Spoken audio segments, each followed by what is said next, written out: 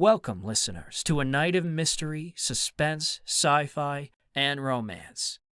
This is the Two-Timer series Collective, a collection created by D.B. Watson, writer of the Two-Timer series, available on Amazon and Kindle Vella. In this program, you will hear a different tale once a week, read by me, AJ Carter. If you enjoy any of these stories, please leave a like and a comment.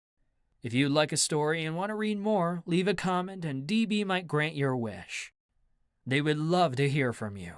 You can email them at fakesubmite@gmail.com or visit their website and see all their titles. Puppy Love. Alistair Weir wandered into the office seeking assistance. He modeled a posh outfit and held a bag that screamed high class. Justin Shi greeted the potential client. He could tell from the man's conceited posture he was going to be difficult. "Welcome to the detective agency of Adam Potter," Justin said with his best-trained smile. Alistair skimmed through his wide, designer sunglasses, studying Justin's apparel, which consisted of jeans, sneakers, and a t-shirt that read, "Eyes Down Below." "I'm not sure this is the place I need to be," Alistair remarked, turning to leave when a door opened and a deep voice stopped him in his tracks. "Hello," said the tall, broad-shouldered, fair-haired Adam approaching him. Alistair turned back, observing a stunning man that was so his type. "Allow me to introduce myself. My name is Detective Adam Potter." "Detective Potter," Alistair said approvingly. "Nice to meet you."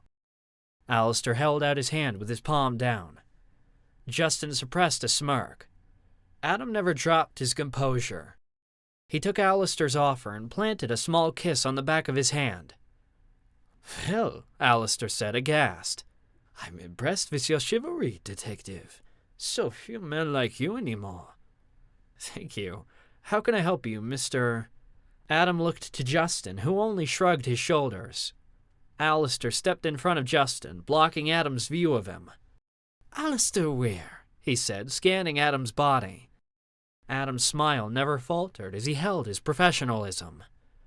"Well, Mr. Weir?" "Please, call me Alistair." "Well, Alistair, how can—" "May I call you Adam?" Adam lingered before answering.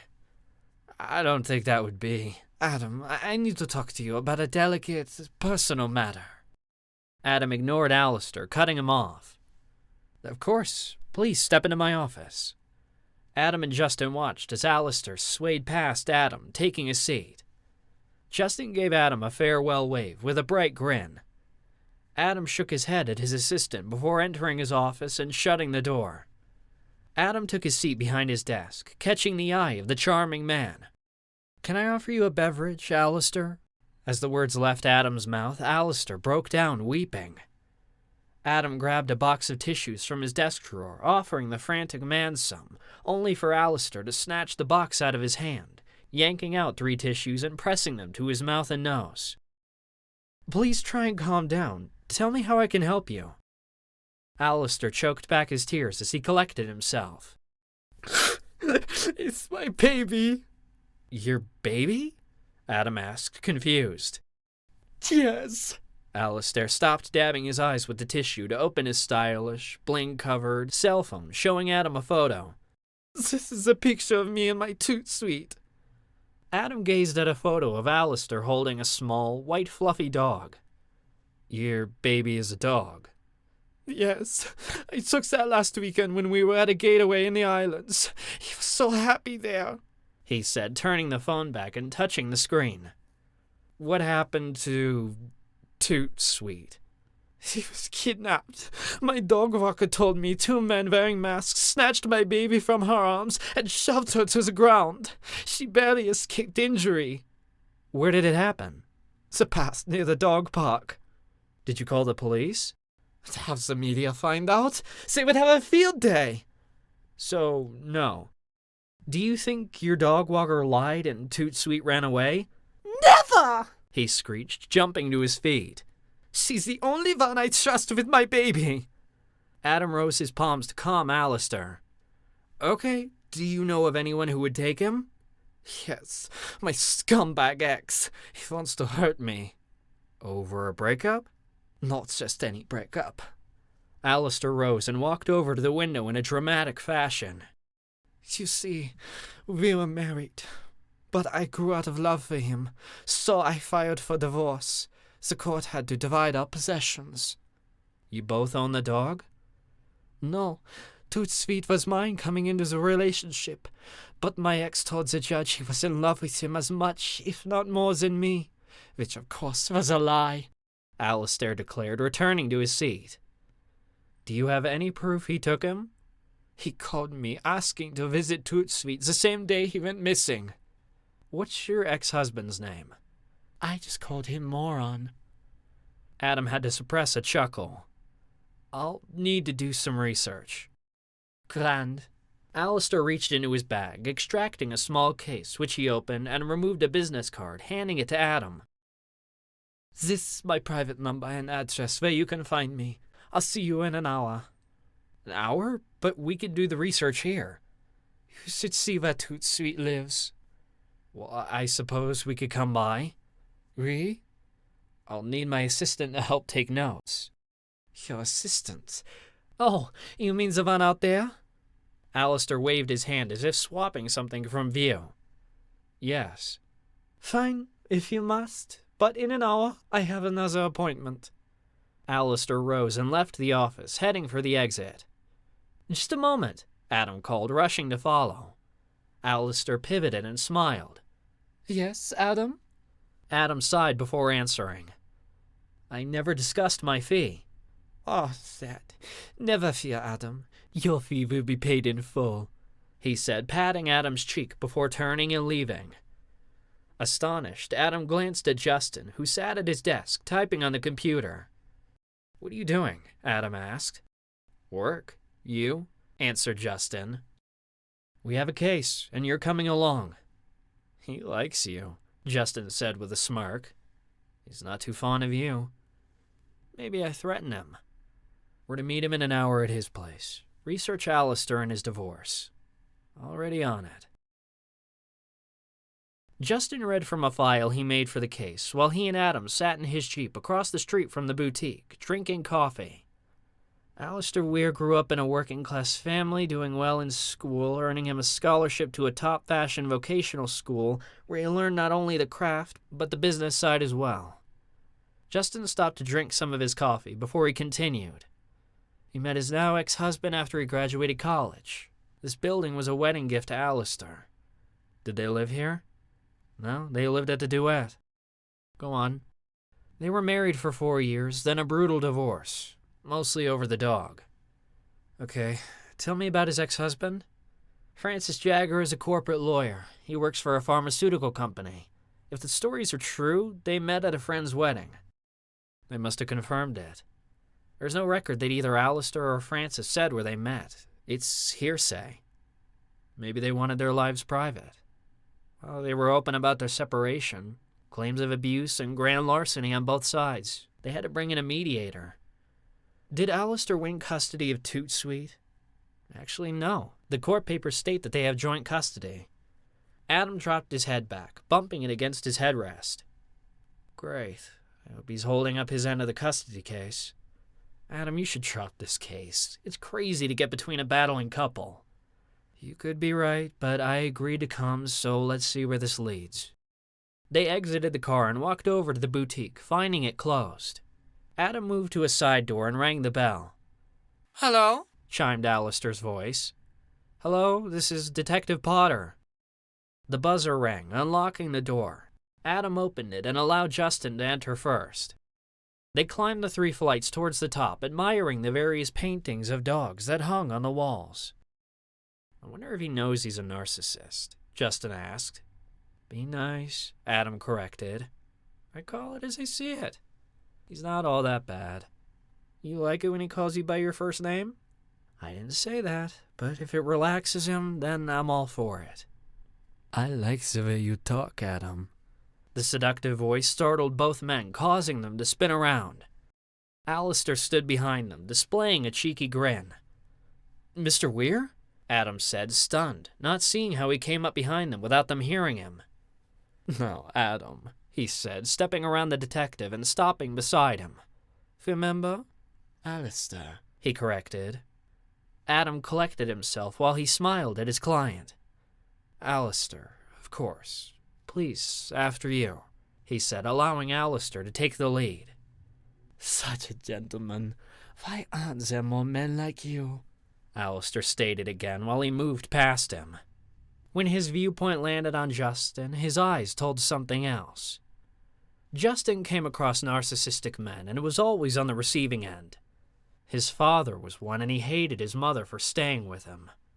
He tried to present a smile to Alistair, only to receive a supercilious glare back.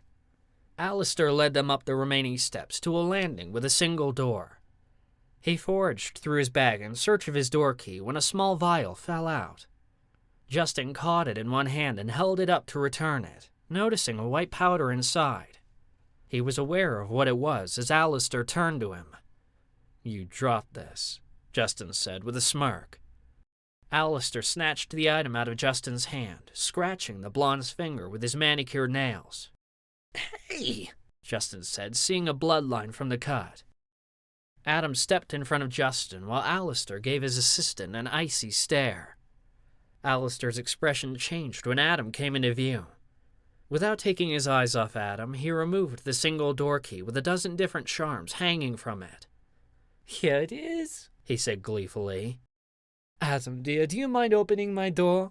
I just came from the manicurist, and I don't want to scratch the paint." Adam's smile returned while he reached for the door key. "Here, allow me," he said, taking the key. Alistair stepped aside as Adam moved to open his door. He purposely stepped between Justin and the detective. Once Adam opened the door, a series of events unfolded.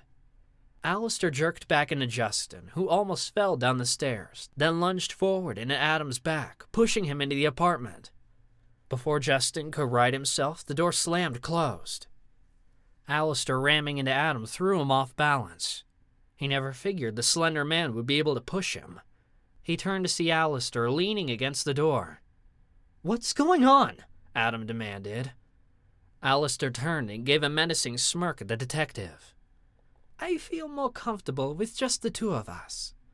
Before Adam could respond, a loud banging came on the door. "That's Justin," Adam stated. "Is it? I can't hear a thing," Alistair proclaimed, walking past Adam and snatching his key from him. Adam went to let Justin in when he found the door had a deadbolt that required a key. "Adam!" Justin called. "I'm here." He didn't want to alarm Justin about the locked door from the inside. "Just hang on tight, Justin. I'll be a minute." Adam turned to find Alistair gone. "Alistair?" No response. "Alistair!"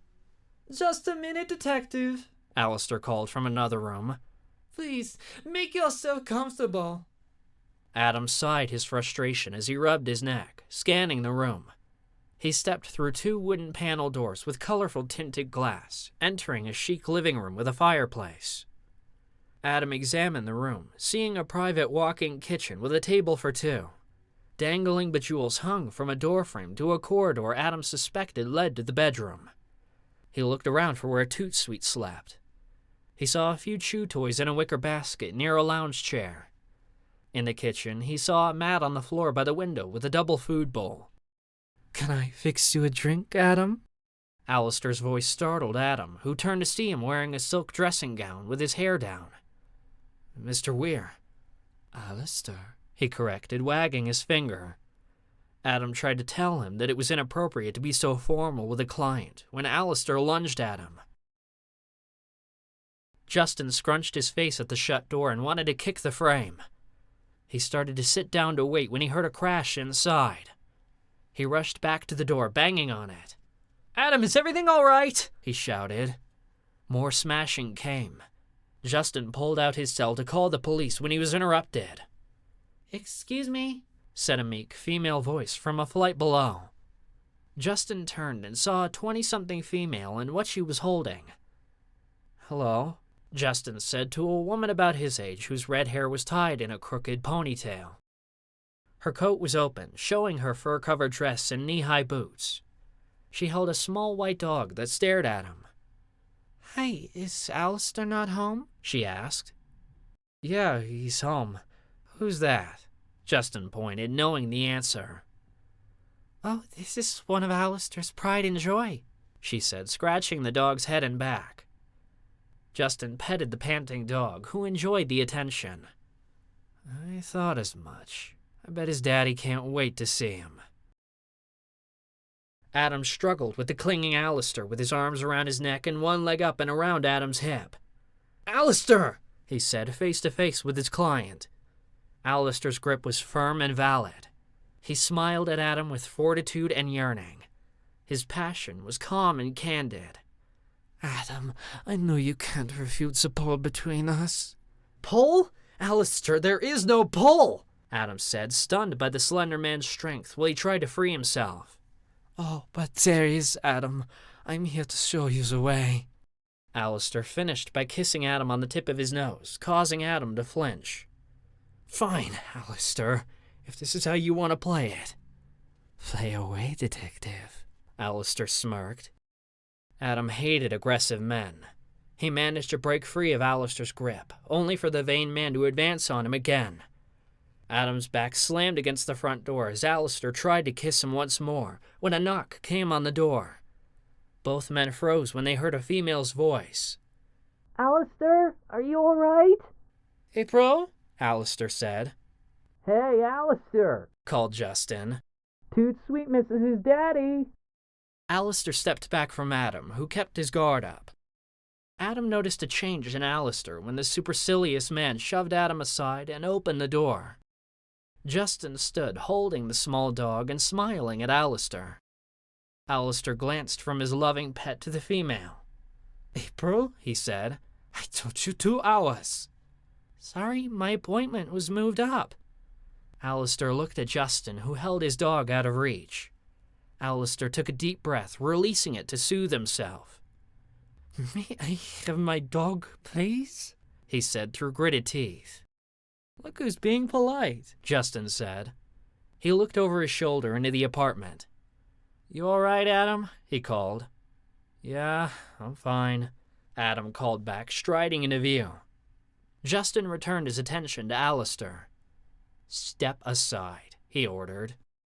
Alistair groaned heavily, not wanting to listen to Justin, but complied, rolling his eyes. Adam stepped out, and Justin handed the pompous man his dog. Adam turned to Alistair. Is this your missing dog? Not per se, Alistair said suspiciously. Adam turned to leave with Justin. Detective Potter, I still need your help, Alistair implored. No, you don't, Adam called over his shoulder, moving down the stairs. I do. Your dog wasn't kidnapped. Adam and Justin reached the first landing before Alistair caught up. Yes, he was. Then whose dog is that? She's mine. Mystery cracked, Justin called back. But not Toot Sweet. She's his twin. Her name is Gumdrop. Find somebody else, Adam called back. I'll pay you $10,000. Adam and Justin stopped on the last flight, looking at each other. We're going to regret this, Adam said, low enough for Justin to hear. There's no doubt about that, Justin responded. They turned to find a smiling Alistair holding Gumdrop. Thank you for listening. This is a short story by D.B. Watson and read by me, A.J. Carter. You can find the Thriller series at Amazon.com under D.B. Watson/Two-Timer series or at her website at twotimers.squarespace.com, on audio at audible.com, and Kindle Villa. If you would like to hire me, A.J. Carter, to narrate your project, you can find me on aj.cartervo@gmail.com. Thank you, and see you next week.